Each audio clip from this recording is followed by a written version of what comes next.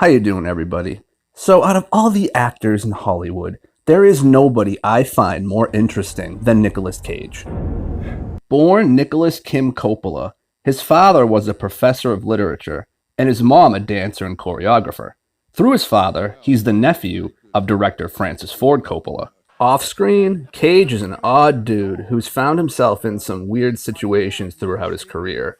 Weird purchases aside, he's also claimed to have been stalked by a mime, which sounds truly terrifying, and once woke up to a home invasion to find a man eating a fudgesicle while naked in one of his leather coats. Also, in an interview Cage did for the UK Sun, he stated that he only eats animals that have dignified sex. Okay, what do you mean? By saying, quote, "I have a fascination with fish, birds, whales, sentient life, insects, reptiles. I actually choose the way I eat accordingly to the way animals have sex. I think fish are very dignified with sex. So are birds, but pigs, not so much. So I don't eat pig meat or things like that. I eat fish and fowl." End quote. Now, on screen, not only does his ability to take on any role thrown his way without obviously reading a script or giving a damn completely fascinate me, but also his ability to actually sit there and tell you with such conviction why he enjoyed making the film in the first place. I mean, do you think you can really sit there and tell me without laughing that this D version of Predator, Jiu-Jitsu, which actually has nothing to do with real jiu-jitsu, is actually a good movie? Now, that's good acting. I'm like a prickly pear. But this is also a two-way street, you see, because equally as amazing as him constantly in these bargain bin, direct-to-streaming roles is the fact that there's even a level of demand for him to end up with all these roles in the first place.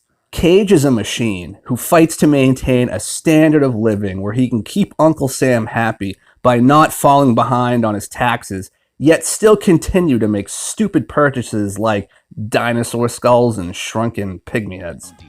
All this completely overrides any sense of giving a damn about being in a decent film.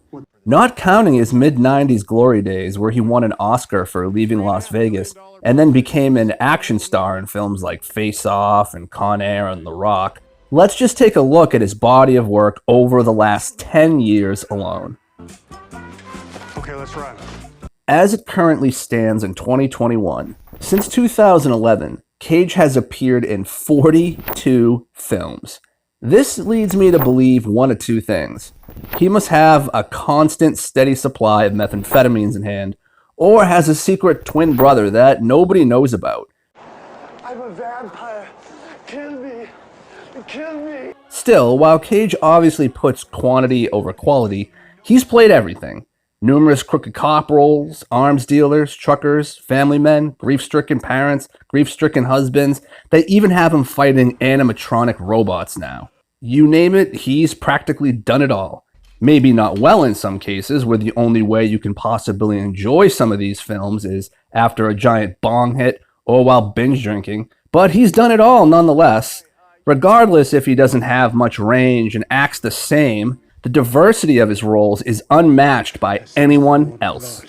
All while usually showcasing at least one of his signature Nick Cage freakout moments for each of these roles. And for that, I applaud you, Nicolas Cage. Potato.